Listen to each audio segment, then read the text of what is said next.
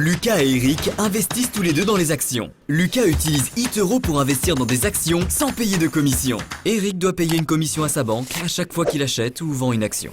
Lucas utilise CopyTrader pour reproduire les portefeuilles des meilleurs investisseurs en temps réel. Eric reçoit des conseils d'investissement de la part de son cousin Paul. Disque laser. Alors, comment se fait-il que Eric soit un aussi bon investisseur que Lucas? Il ne l'est pas, parce que Lucas utilise eToro et Eric ne le fait pas. Téléchargez eToro et investissez dans des actions sans payer de commission.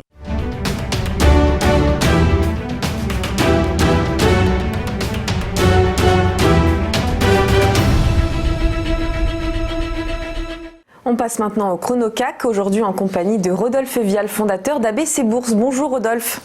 Bonjour Eleonore. Alors Rodolphe, le rebond du CAC en fin de semaine dernière n'a pas contribué à relancer la machine, notamment en raison de la propagation du coronavirus aux États-Unis qui inquiète beaucoup. Comment ouvre l'indice parisien ce matin? Quels sont les niveaux à surveiller? Alors ce matin, l'indice parisien ouvre un peu plus de 1% de hausse à 5030 points, 1,20% à l'heure où on parle. Il y a un regain d'appétit pour le risque qui semble se manifester. Alors il y a deux choses qui contribuent à soutenir un petit peu ce marché. Il y a d'abord des espoirs de vaccins qui sont toujours présents, et notamment au travers du laboratoire américain Pfizer, puisqu'on a appris qu'un de ses partenaires allemands demanderait peut-être une autorisation de mise sur le marché en fin d'année.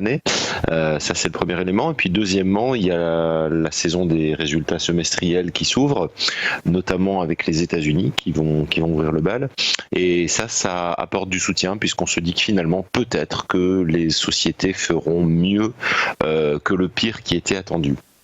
Alors dans cet esprit, on a aujourd'hui PepsiCo aux États-Unis, le groupe de boissons non alcoolisées, qui entame la saison, mais c'est véritablement demain que ça va attaquer fort, puisqu'on a les poids lourds de Wall Street, notamment JP Morgan, Wells Fargo et Citigroup, qui vont dévoiler leurs comptes.